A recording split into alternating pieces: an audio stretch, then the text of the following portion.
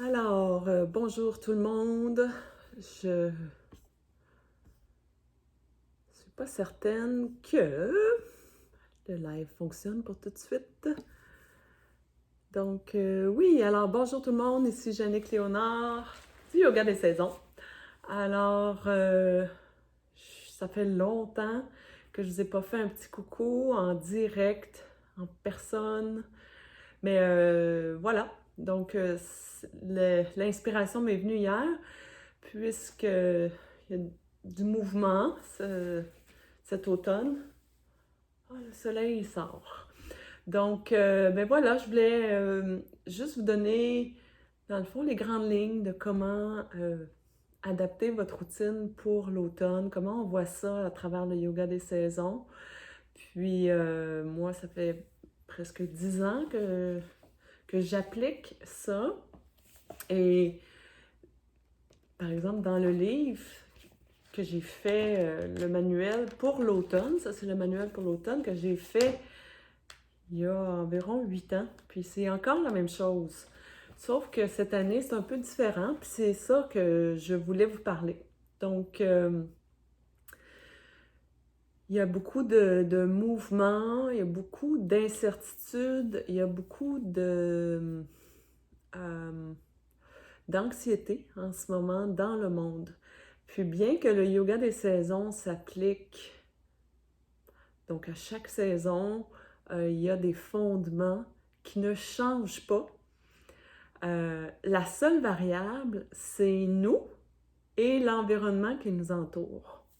Par exemple, si vous étiez dans un endroit dans le monde où il y a beaucoup de tornades, ou par exemple un endroit dans le monde où il y a beaucoup de feux de forêt, c'est différent pour ces personnes-là par rapport à un endroit où c'est plus serein, plus calme au niveau de l'environnement extérieur.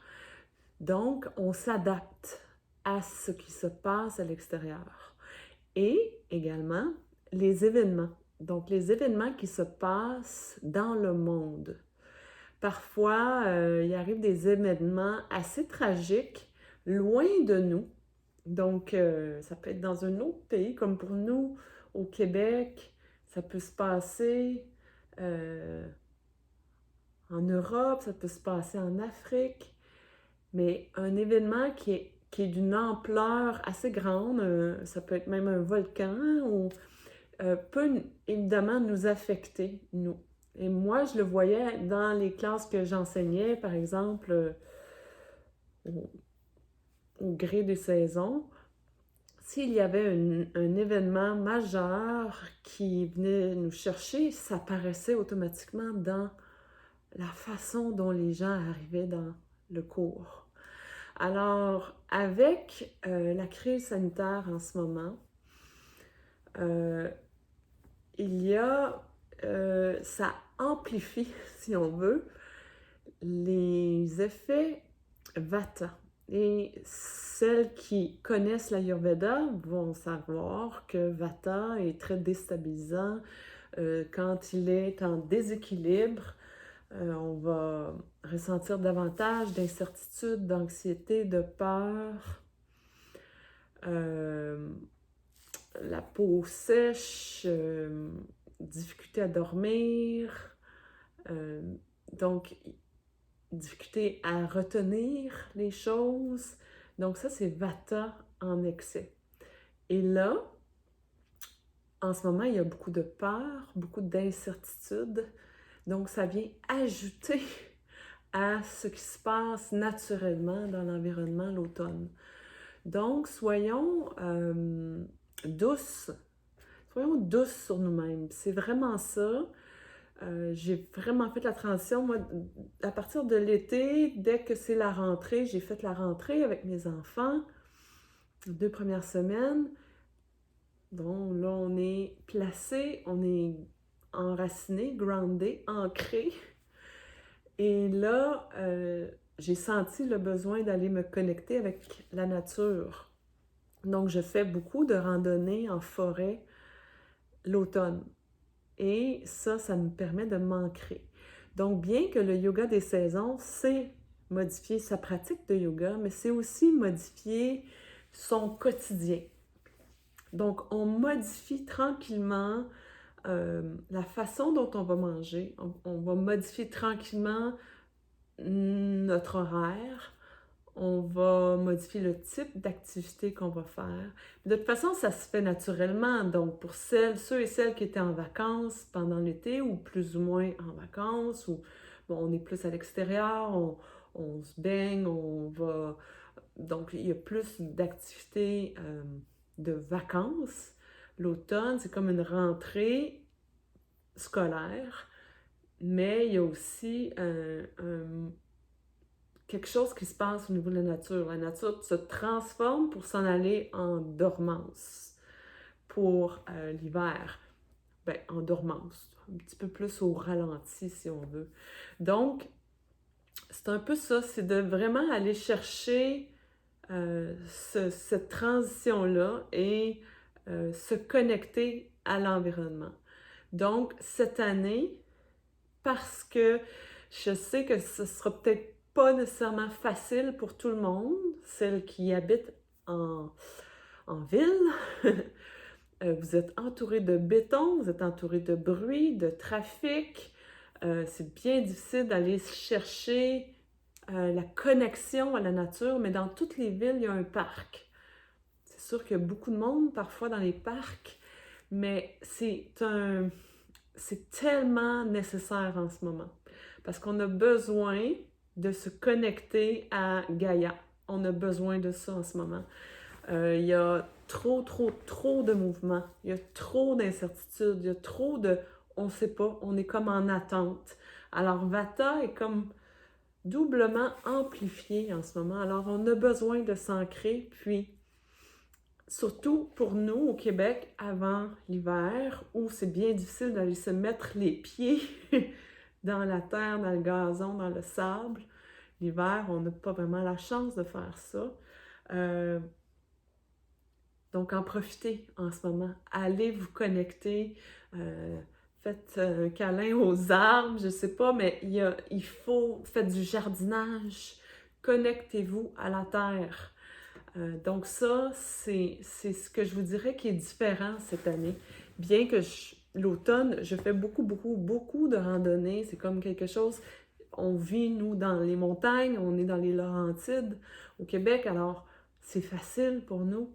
Mais si vous êtes dans un endroit où c'est plus difficile, essayez de trouver une façon d'aller vous connecter 30 minutes par jour à la terre, au rythme naturel de l'environnement. Donc, je voulais, comme tantôt, je suis allée marcher et j'ai remarqué que, il y a un arbre qui est devenu rouge depuis une semaine. J'ai vu la transition. Mais si on est toujours dans nos choses, on se lève, on est connecté aux réseaux sociaux, on est connecté à notre ordinateur, on s'en va dans le métro ou dans l'auto, on s'en va au bureau entouré de béton avec nos masques, avec tout ce qu'il y a à gérer en ce moment, l'incertitude économique.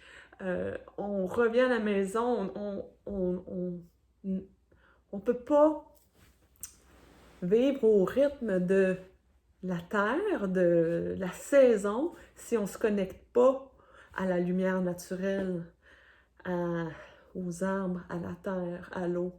Donc, essentiel, connectez-vous. Vous allez voir, ça transforme votre être, juste de faire ça. Ensuite, si vous connaissez votre dosha, donc par exemple, si on y va avec le guide, donc je veux juste vous dire, dans le yoga des saisons, il y a différentes offres. En fait, en ce moment, je n'offre pas de retraite en personne, mais vous avez des fiches, donc ça pour quelqu'un qui veut juste avoir des idées pour des recettes ou des idées pour une pratique de yoga, des postures à faire. Il y a des méditations, des respirations, il y a des fiches pour l'automne.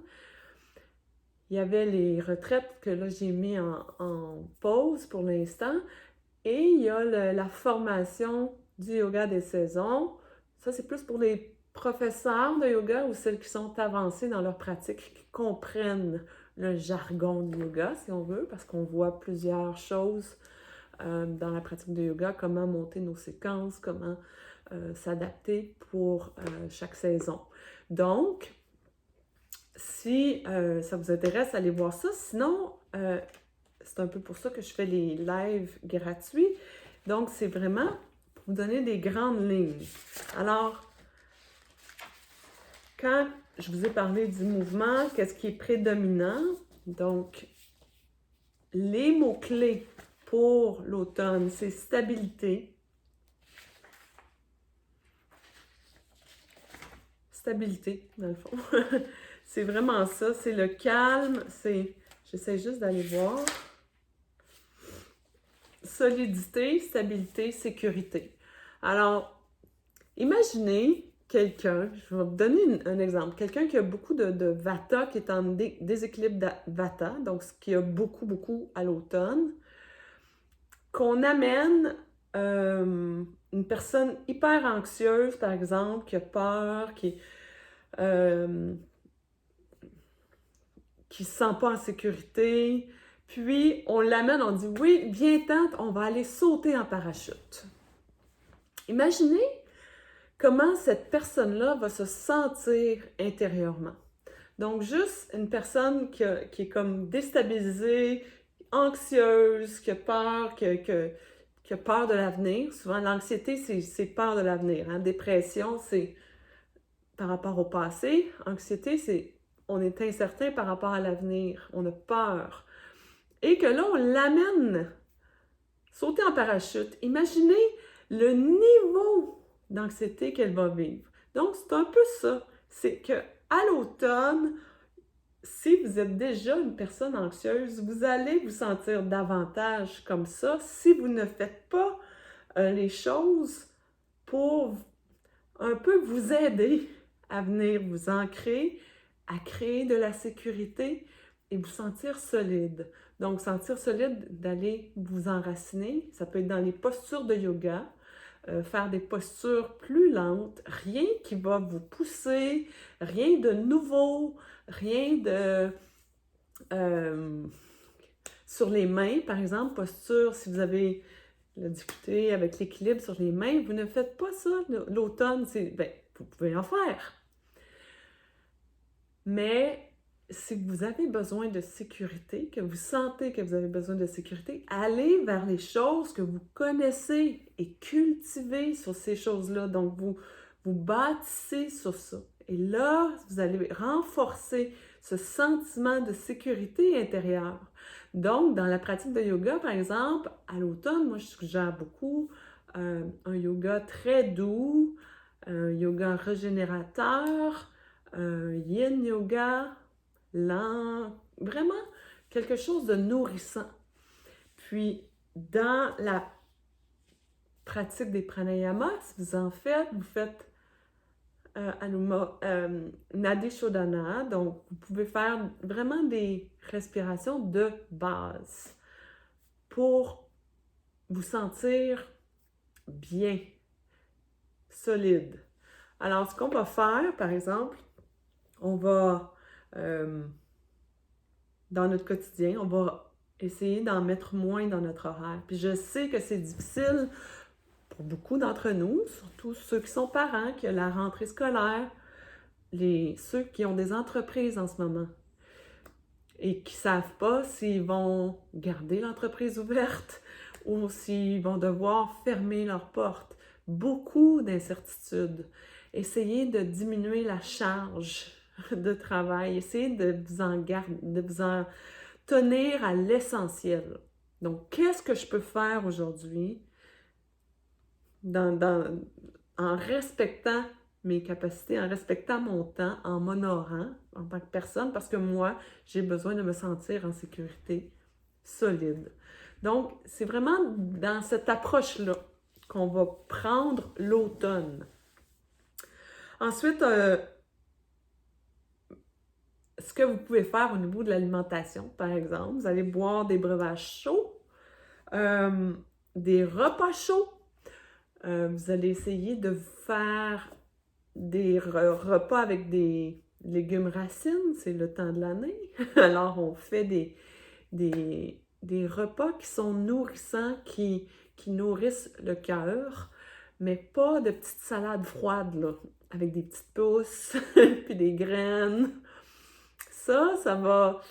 C'est pas nécessairement comme... C'est correct, c'est léger, mais c'est peut-être un peu trop léger. On a besoin de quelque chose d'un petit peu plus nourrissant au niveau de l'alimentation. Ensuite, on va... Oui, c'est ça, évidemment, éviter les breuvages froids, éviter la glace dans les breuvages, éviter, par exemple, la crème glacée, et porter le foulard. Regardez, j'ai un foulard, moi. J'ai toujours un foulard parce que les courants d'air, par exemple, au niveau du cou, vont aggraver Vata.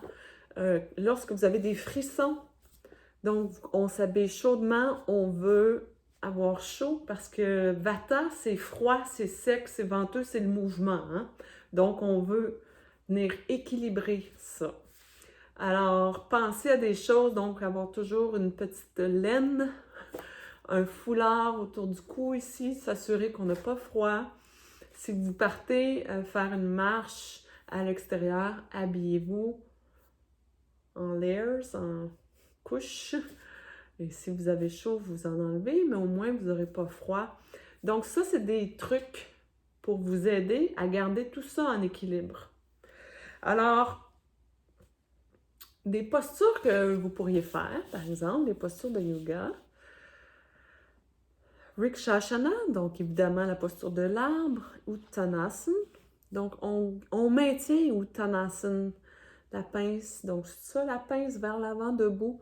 Donc longtemps, on prend le temps. On va faire les inversions, mais pas trop longtemps, comme Sarvangasana. On peut faire des extensions arrière, mais moi, je préfère les extensions arrière comme Bhujangasana, le cobra, donc au sol. Donc, vous avez la connexion avec la terre et vous faites les extensions arrière, mais avec la connexion à la terre. La musique, si vous écoutez de la musique, essayez de amener quelque chose qui n'a pas trop de paroles, pas trop excitant, surexcitant, un petit peu plus calmant. Et donc ça, on parle dans la pratique de yoga. Puis si vous avez une pratique de flow, donc un yoga flow, allez-y, mais ralentissez la cadence. Un flow ou un vinyasa. Moi, je me souviens une année, j'étais au festival Wanderlust de Whistler. En fait, c'était l'année où on était allé rencontrer les fondateurs du festival pour l'amener ici chez nous à Mont-Tremblant. Donc, on était allé faire l'expérience du festival Wanderlust à Whistler. Donc, pour ceux qui ne sont pas du Québec, du Canada, donc c'est en Colombie-Britannique, de l'autre côté du pays, à 6 heures d'ici. C'est aussi loin que la France, du Québec, par exemple, là. Mais c'est de l'autre côté du pays. Donc, c'est un peu similaire à ici, Whistler. C'est montagneux, les gens vivent beaucoup à l'extérieur, il y a beaucoup de randonnées pédestres, il y a beaucoup de vélo montagne, le ski, il y a beaucoup d'activités en plein air, c'est très outdoorsy. Et je suis arrivée là, et la prof de yoga venait de New York. Une genre de prof de yoga qui avait 3 studios, très type A, personnalité type A. Et voilà, donc j'arrive dans son cours de yoga et c'était hyper rapide. Hyper rapide. C'était comme, je tête en bas. Non, non, non, non. Puis là, on s'en va par là. C'est certain qu'il y avait de ces élèves dans le cours, puis eux avaient cette cadence-là, mais elle s'était vraiment pas harmonisée à ce qui se passait un peu à Whistler, parce que c'était très type A, très New York, très new-yorkais. Donc, très gendarme, je vous dirais. Donc, c'était rapide et tellement pas nourrissant, tellement pas. Je suis sortie de là, j'étais comme, mais c'était quoi cette pratique-là? Donc, ça, c'était en nous, en fait. Donc, le yoga, c'est bon, mais il y a certains types de yoga que parfois il faut s'adapter. Il faut s'adapter. Comme si vous faites un vinyasa, si vous êtes habitué de pratiquer du vinyasa, essayez. Faites simplement l'essayer l'automne. Juste ralentir, maintenir les postures un peu plus longtemps sans trop forcer. Puis, allez-y avec douceur. Donc, tu sais, pas trop. Là, on fait ça, go! Donc, essayez ça. Essayez-le avec douceur. On veut se nourrir, on veut amener de l'introspection dans notre pratique. Ça va vous nourrir. Donc, voilà, c'était un petit épisode que je voulais raconter parce que j'ai pensé à ça, puis je me disais, ça m'a toujours marqué, cette pratique-là de cette prof new-yorkaise. C'était vraiment spécial. Je me suis dit, elle arrive de New York et elle n'a pas du tout, c'est son style de yoga, elle enseigne ça, mais ça ne servait pas le moment et l'endroit.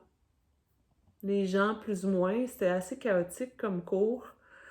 Donc voilà. Alors, ça c'est pour le yoga. Est-ce qu'il y a autre chose que je pourrais vous partager? Oui, si vous suivez un peu l'Ayurveda et que vous faites de l'Abhyanga, donc ça c'est le village du corps complet avec de l'huile chaude. En automne, c'est vraiment une pratique nourrissante. Si vous pouvez le faire 1 fois, 2 fois par semaine, prendre une demi-heure, vous réchauffer de l'huile de sésame, environ, je vous dirais 250 millilitres. Et vous mettez de l'Abhyanga, de l'huile partout, sur tout le corps en massant. Je l'explique dans une vidéo, je crois, sur ma chaîne YouTube. Donc ça, c'est très, très, très nourrissant.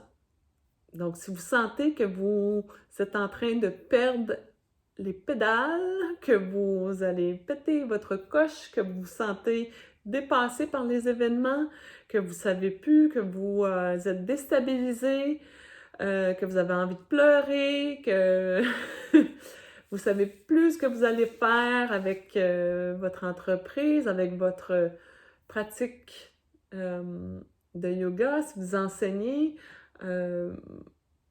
Donc, si vous vous sentez un peu déstabilisé, pratiquez l'Abhyanga. Vraiment, ça va aider. Alors, c'est quelques petits conseils. J'espère que ça vous aide. Je ne sais pas si ça va vous inspirer à peut-être faire des petites choses comme ça. Le mot-clé que j'aimerais ajouter, c'est, je l'ai déjà dit, là, pas trop en mettre sur l'horaire, mais quand, comme là, je vous ai partagé quelques petites choses, mais essayez d'en prendre juste 1 ou 2. Essayez pas de tout essayer en même temps. Ça va créer vraiment un sentiment d'être dépassé par les événements parce que vous avez tout ça que vous voulez faire dans la journée et que là, vous réalisez que vous n'avez pas assez de temps pour tout faire ce que vous vouliez faire. Donc ça va vraiment amplifier le sentiment de perdre le contrôle, d'insécurité. Est-ce qu'il y avait autre chose que j'aurais pu faire? Tu vois, ce livre-là date de 2015. C'est vraiment la même chose. C'est vraiment... c'est les mêmes pratiques. Intéressant. Très intéressant de voir que ça ne change pas. Donc, c'est ça. Alors, c'est les conseils que je voulais vous donner aujourd'hui. Je vais peut-être revenir un peu cette semaine.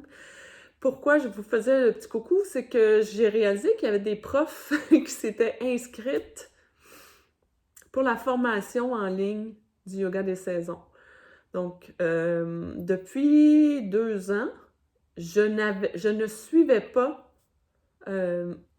donc avec des lives, les gens qui faisaient la formation en ligne. Donc, vous pouvez l'acheter, vous vous inscrivez, vous la faites. À chaque semaine, vous avez un nouveau module et vous faites le module.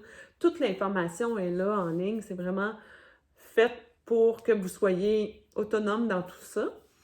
Sauf que cette année, je voulais offrir un soutien en personne live. Et donc, voilà. Alors, il y avait ça. Il y avait aussi que, il y a un spécial, c'est que j'ajoute les 2 modules d'Ayurveda. Donc, j'ajoute le programme l'Ayurveda simplifié, ces 2 modules, gratuitement. Y avait-tu autre chose? Il y avait ça. Ouais, c'est ça. Donc, je vais être live à quelques reprises pendant les 6-7 prochaines semaines. En fait, le programme, c'est 4 semaines, mais je vais peut-être aussi vous faire un webinaire pour l'Ayurveda, donc les modules d'Ayurveda. Donc, voilà, celles qui ont déjà fait la formation, vous pouvez embarquer dans ces lives-là gratuitement. Là. C'est juste pour vous donner un soutien, même si vous n'enseignez pas en ce moment. Moi, je n'enseigne pas parce que j'ai pas envie d'enseigner à des classes où il y a la moitié du monde, parce qu'il y a des restrictions ici au Québec.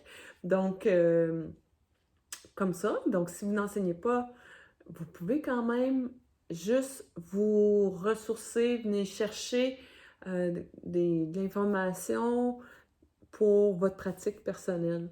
Donc, on va vraiment voir en adaptant également à la situation actuelle. Donc, je veux vraiment m'assurer que je réponds à toutes les questions parce que c'est souvent les mêmes questions qui viennent, mais en ce moment, c'est assez exceptionnel. Donc, cet été, j'ai décidé d'ouvrir le cours Yoga des saisons en disant que j'allais vous offrir mon soutien avec des webinaires en direct. Donc, ça fait comme un petit peu plus, ça amène un petit peu plus d'humanité dans le programme. Mais voilà. Donc, ceux qui l'ont déjà fait, vous allez recevoir un courriel. Le premier webinaire va être pas dimanche. Là, on est le 15 septembre. Donc, pas dimanche ici, l'autre. Je vais les faire les dimanches parce que je sais qu'il y en a qui travaillent. Donc, je vais essayer le plus possible de maintenir ça les dimanches. Voilà. Donc, je ne sais pas si vous avez des questions, mais si ça vous tente de faire partie de la cuvée 2020, peut-être pour amener un petit baume à votre quotidien. Il y en a qui l'ont fait pendant l'été, il y en a qui l'ont fait même pendant le mois de mars, pendant qu'on était tous et chacun chez soi. J'ai eu des commentaires que ça a fait du bien, juste de focusser sur autre chose, d'amener cet apprentissage-là. Donc, d'amener les séquences de yoga, des saisons, d'apprendre ça, puis de l'appliquer dans son quotidien. Alors, je vous invite toutes, vous pouvez aller voir le site internet, c'est yogadessaisons.com et vous allez voir dans l'onglet « Formation ». Alors voilà, pour aujourd'hui. J'espère que vous avez apprécié. Si vous avez des questions, vous pouvez les mettre en dessous. S'il y a plein de questions qui viennent, je vais probablement refaire 1 ou 2 autres lives pour l'automne. Donc, je ne sais pas quand, mais voilà, je voulais vous faire ce petit coucou-là. J'espère que vous allez bien. Et voilà, bye bye.